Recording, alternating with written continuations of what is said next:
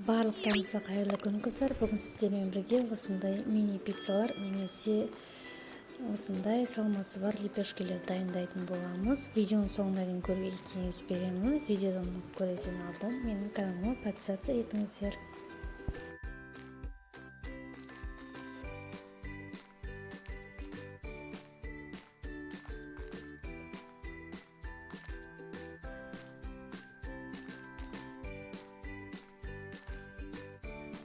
Ең алдымен жол үстіміздің ішіне жұмыртқамызды, керегенше ашытқымызды, 50 грамм суымызды құйып, жақсылап араластырамыз.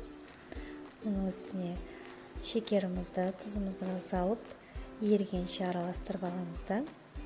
Үстінен ұнымызды салып, жақсылап жұмсақ қамыр иеміз.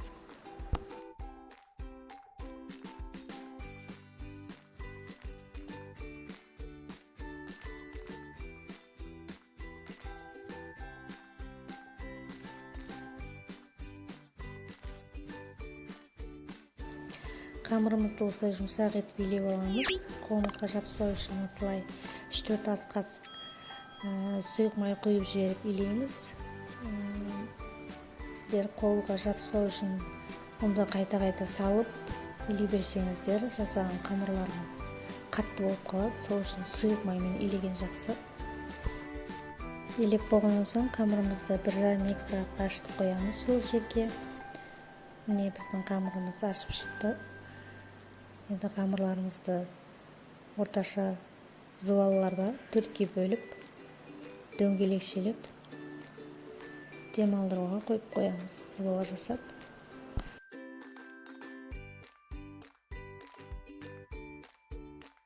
Демалып болған зуалыларымыздың бетін осылай қолмен тегістейміз де, кішкене ұн сеуіп жіберіп, ортасын осындай үйде кез келген асты тегіс ыдыстарыңызбен осылай басып шығасыздар.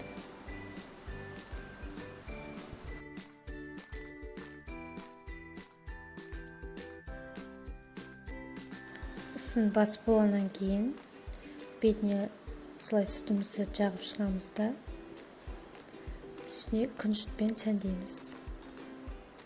Егер жасаған лепешкелеріміздің беті осылай тағы көтеріліп шығатын болса, осындай шеккімен басып қайтадан нанның ортасын ашсаңыздар болады.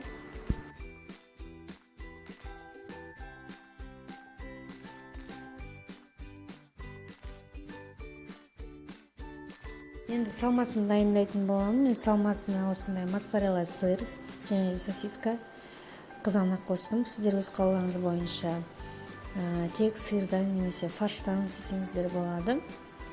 Өздеріңіз қалауыңыз бойынша.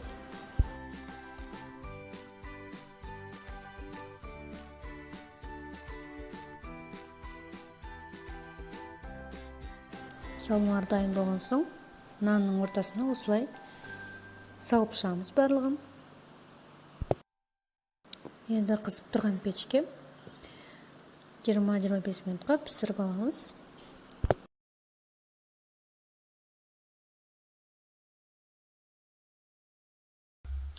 Міне қыздар, біздің лепешкелеріміз осылай болып пісіп шықты. Егер видео ұнаған болса, лайк басып, комментарий қалдырып, каналыма подписаться етуді ұмытпаңыздар. Барлықтарыңыз ас болсын, және де осы рецепті барлықтарыңызға жасап көруге кеңес беремін. Барлықтарыңызға ас болсын.